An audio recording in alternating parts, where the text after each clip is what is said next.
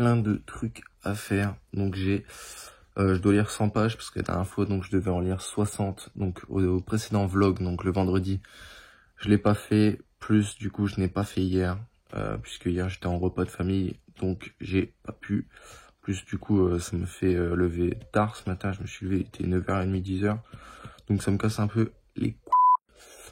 Aujourd'hui, donc oui, je dois lire, donc là c'est ce que je vais faire, et après je dois faire tous les événements marketing, donc les planifier et tout sur un calendrier.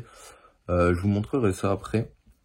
Et donc voilà, donc là je vais aller lire, et je vous reprends juste après.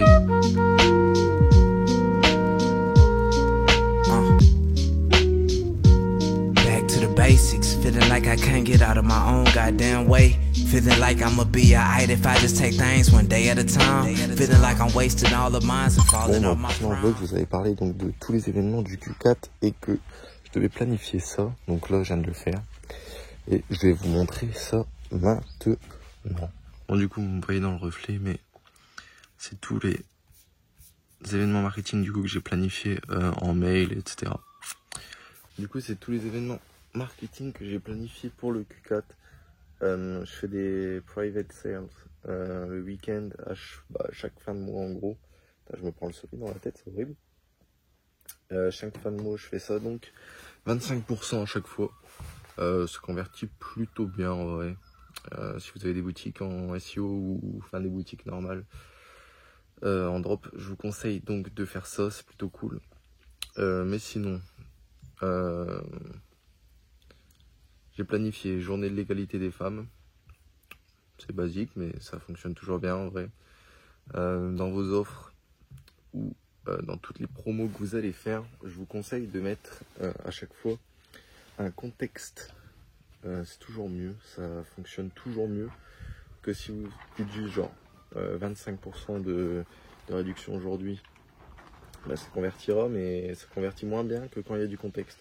Que si c'est 25% de promotion, parce qu'il y a le Black Friday, il y a donc la journée de l'égalité homme-femme, de l'égalité des femmes, pardon, ou d'autres trucs, ça fonctionne toujours mieux.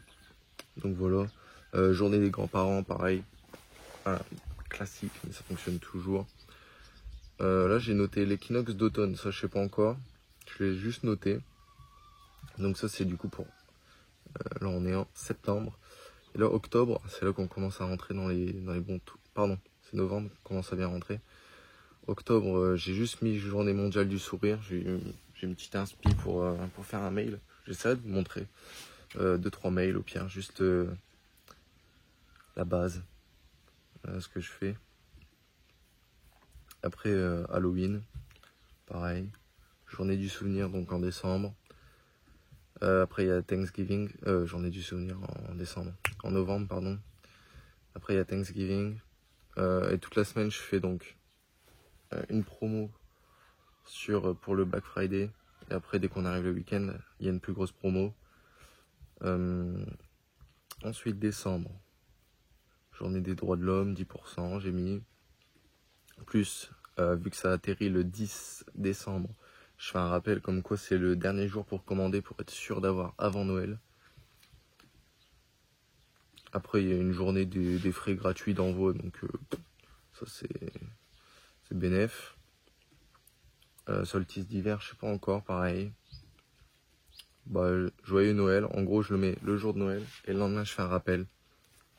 Donc, en rappelant la promo qu'il reste plus que 24 heures, ça fonctionne toujours bien. Quand vous envoyez un mail le premier jour et le deuxième jour, vous envoyez donc un mail en disant qu'il ne reste plus que 24 heures, on met de l'urgence du coup. Ça c'est plutôt cool, ça fonctionne bien pareil. Et j'ai refait pareil juste pour le jour de l'an, sauf que là, j'ai fait jour de l'an, une promo à 15, le nouvel an, donc le 1er janvier, 25%, et je mets un rappel le 3 pour dire qu'il ne reste plus que 24 heures. Donc voilà. Pour ceux qui veulent savoir, les mails, je les design avec Canva, et après j'envoie avec Klaviyo, et pareil, le pop-up, il est mis avec Klaviyo. Pour le pop-up, très simple, bon, un basique, qui prend tout l'écran sur téléphone, et sur PC, j'ai mis un rectangle, et je mets un timer, je mets 3 minutes environ. Enfin moi c'est ce que j'ai mis, 3 minutes.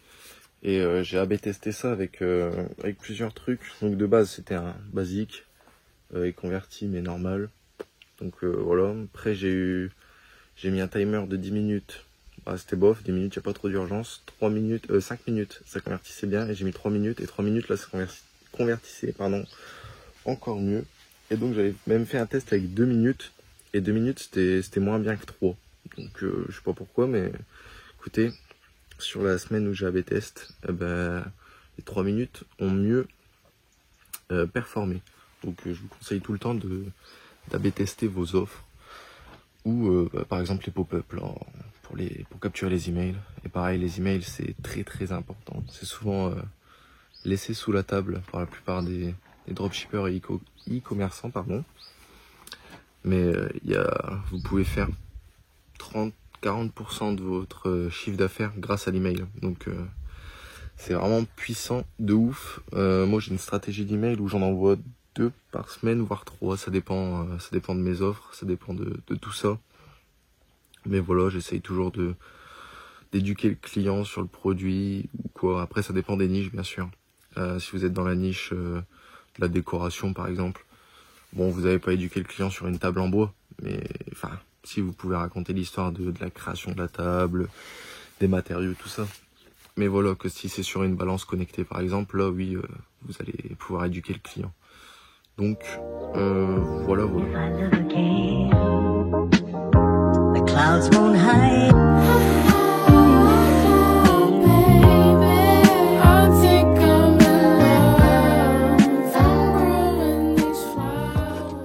Bon, vu qu'aujourd'hui je bouge pas, je travaille toute la journée, je me suis fixé de faire 80 produits en SEO. Je suis peut-être un peu ambitieux, mais on verra à la fin de la journée combien j'en ai fait, donc voilà. Donc comme ça je le cale là. Je ferai un petit compte rendu en fin de journée ou demain. Bon, voilà.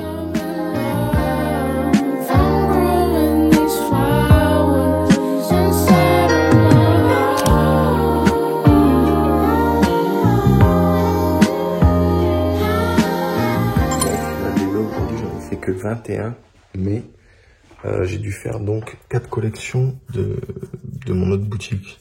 Donc ça, une collection à chaque fois, ça m'a pris 1 heure, 1 heure et demie. Donc voilà, en fait, j'ai fait que les produits ce matin et un tout petit peu en début d'après-midi. Et en fait, j'avais plus d'inspi sur les produits, donc j'ai préféré passer sur une autre boutique. Donc voilà, ça m'a redonné de l'inspi sur l'autre boutique. Et du coup, j'ai fait toutes mes collections. Donc au final, voilà, si j'aurais fait vraiment tous les produits aujourd'hui, je pense que je serais pas loin des 50. J'aurais pas réussi les 80, mais je serais pas loin des 50. Donc voilà.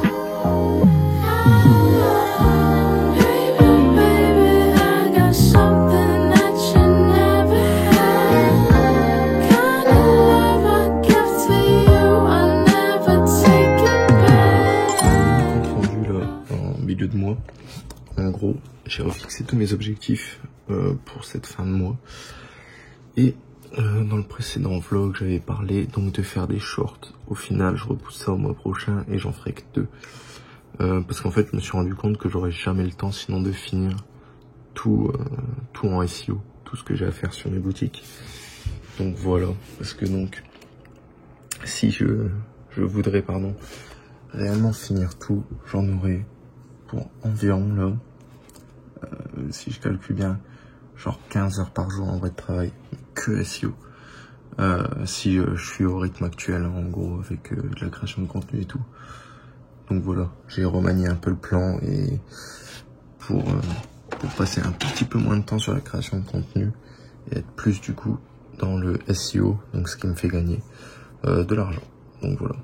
On m'a demandé en email comment je fais pour créer mes boutiques et mes prochaines boutiques en SEO. Je vais vous faire un petit tuto, mais vraiment en 5 minutes, donc de comment je fais et comment je m'organise. Donc voilà, j'ai tout mis sur un petit papier comme ça, j'oublie rien. Donc la première étape, c'est la recherche de niche. Donc très simple, pour ça je regarde autour de moi les produits ou les niches auxquelles ils appartiennent. Donc là, moi je vois un climatiseur, poubelle de bureau, thé d'oreiller, coussin, chaise de bureau. Donc voilà tout ça. Je rentre ce mot-clé là sur un logiciel donc d'analyse de volume en SEO, donc SEMrush, Ubersuggest par exemple. Moi j'utilise SEMrush, c'est 140 € par mois, mais vous pouvez faire des comptes gratuits toutes les semaines Mais pour ça, il faudra refaire une carte bancaire toutes les semaines. Donc moi j'utilise une application, une banque en ligne, pardon. J'utilise Revolut, vous refaites une carte virtuelle toutes les semaines. Et là donc vous refaites un compte chaque semaine, comme ça vous n'avez pas besoin de payer les 140 € par mois, parce que c'est quand même assez cher. Donc je vais regarder le volume de ce mot-clé là. Donc imaginons poussette, il a 10 000, ça c'est le mot-clé principal. Après je vais regarder donc les autres, enfin les collections qu'on pourrait faire. Donc poussette 120 cm, poussette 140 cm, poussette bleu, vert, poussette en coton, poussette en bois, enfin ça c'est pas possible, mais voilà, je vous fais un exemple, poussette en métal. Et après je vais ranger donc ces collections par type, couleur, enfin le thème qui est approprié à eux. Donc pour les poussettes 120 cm, ça va être taille de poussette par exemple, j'ai appelé ça. Après matière des poussettes et après couleur des poussettes par exemple. Donc ça sera le mot qu'on verra donc dans le header. Ensuite, là-dedans, je vais ranger donc poussette 160, 140, 120 cm. Mais pour ranger du coup ces collections, je regarde le volume mensuel.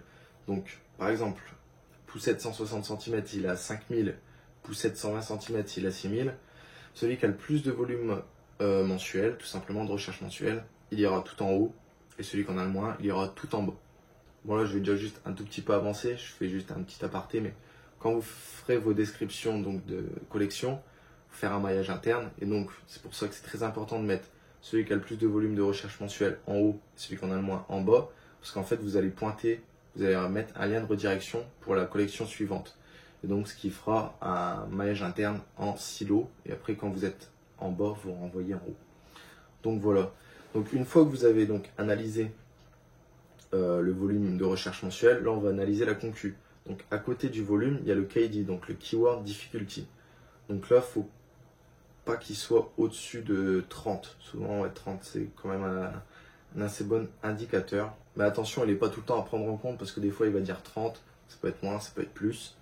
Donc moi, ce que je fais, c'est que je vais sur Google, je vérifie moi-même, je regarde qui est dans le top 3. Si c'est que des sites spécialisés, souvent, c'est que ça va être dur à se mettre en place dans le top 3.